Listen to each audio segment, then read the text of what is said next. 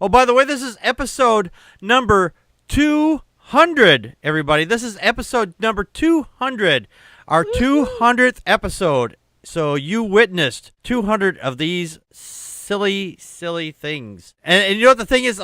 Sometimes the show is a real pain. And speaking of pain, researchers have turned skin cells into pain-sensing neurons. They've actually been able to take skin cells and work them out so they can connect them up to whatever device that they've got to tell if the skin cells are actually feeling pain, which is kind of cool because if you're a person who experiences chronic pain of any kind, headaches or, feel like you got pinpricks or whatever going on in your skin, this can help the research along to where they can figure out what is causing that and what it takes to cause these particular things. There was one interesting thing that they said on here when they were trying to put this all together, try to figure this out. They kept saying that they kept hitting our head against a brick wall, which is painful. So I figure that must have been the motivation for them to, get the pain receptors going. They were doing science. They were doing real science by hitting their head against a brick wall. I didn't notice that. That was good. Oh, goodness. Crystal, your thoughts? Well, this is a really interesting. It was a very technical story. Of course, I found it because I suffer from chronic pain, and of course, this is of interest to me.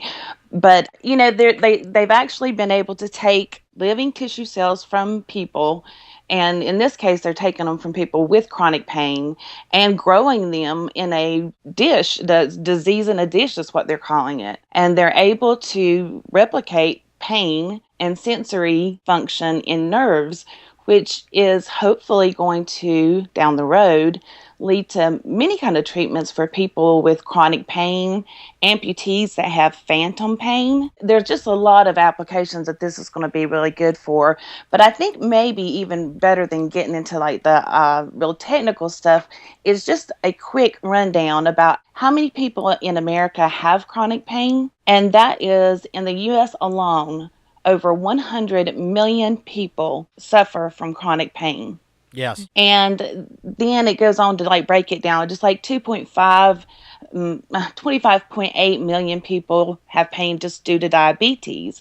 So like when you look at it, chronic pain affects a lot of people, whether it's back pain or it's pain from strokes, pain from the diabetes, migraines, just like you were talking about, headaches. Yep. So, yay science for this, because it is the first time that it's done, and this was a Harvard study, and they've got all kinds of accolades behind this. So I think we're going to see some really good things come from this, and then hopefully for me and for other people that have chronic pain. Yeah. Yay. It would be great if we could, be able to figure these things out because, there's people out there who are suffering in serious pain. Connie, your thoughts? Well, and it's interesting that there's at least a couple of different kinds of pain. There's the pain that says, like in the article it says, it's the ouch pain. And then there's the pain that's stimulated by inflammation. And the problem with pain is how we manage it right now. The medicines we have can carry with them a whole list of side effects that,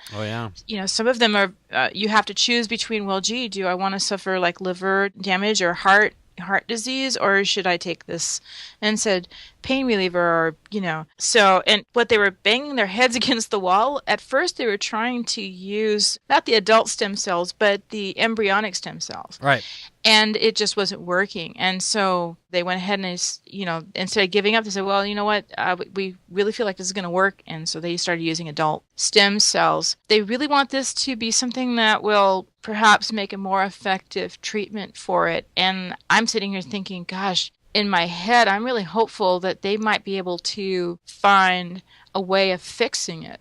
Without it being ongoing medication, because they're trying to discover how many conditions are actually genetic mutations, maybe be able to be a predictor. So stem cell research is proving itself to be extremely useful, and and that's very exciting. So for all of the chronic pain people, people who suffer from chronic pain, this is a very exciting and a new field, that's opening up, and so it looks like they might have some answers real soon. Yes. Torvi in the chat room said, I'm hopeful for the cure for chronic pain. I fear there will never be a cure for chronic stupidity. and Dawkins Dog said, they use stem cells? Satanists! Yeah. But it's crystal stem cells, and we have very fine champagne being poured into those stem cells. So yes, it's a party. it's a stem cell party.